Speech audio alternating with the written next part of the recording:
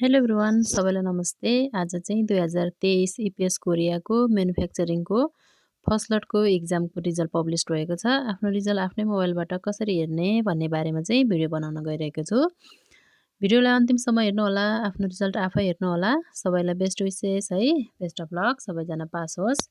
अब हामी सुरु गरौँ। घरमै बसेर आफ्नै मोबाइलबाट चाहिँ रिजल्ट कसरी हेर्न सकिन्छ भनेर है त। सुरुमा तपाईँ आफ्नो मोबाइलको गुगलमा जानुहोस् है, गुगल क्रोममा जानुहोस्। अनि त्यसपछि गुगलको सर्च बारमा चाहिँ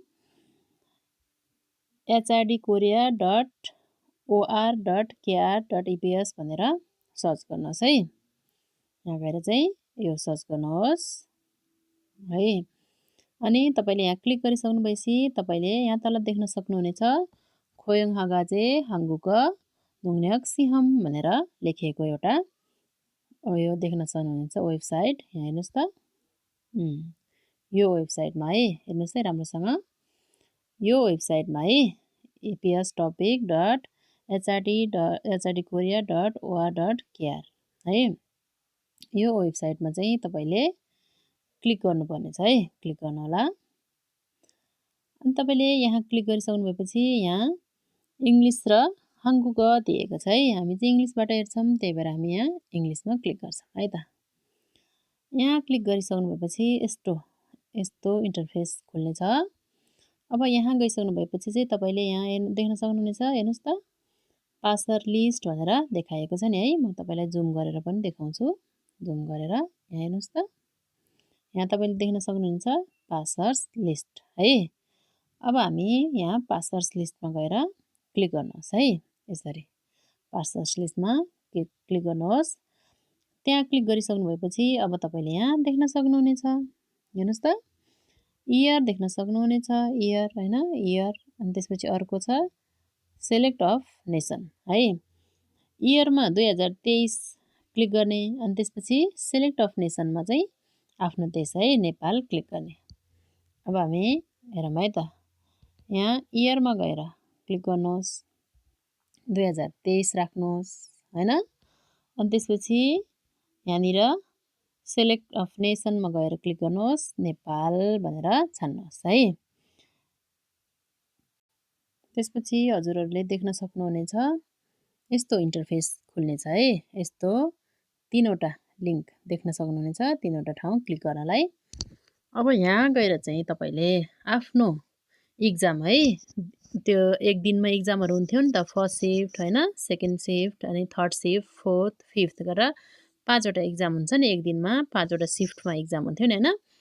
त्यो सिफ्टमा चाहिँ आफ्नो इक्जाम कुन सिफ्टमा परेको थियो हैन, फर्स्ट सिफ्टदेखि फोर्थ सिफ्टसम्म हैन, फर्स्ट सिफ्टदेखि फर्स्ट, सेकेन्ड, थर्ड, फोर्थ सिफ्टसम्म परेकोहरूले चाहिँ यो सेकेन्डमा दिएको हेर्नुहोस् त, यहाँ सेकेन्डमा दिएको यहाँ क्लिक गर्नुहोस्।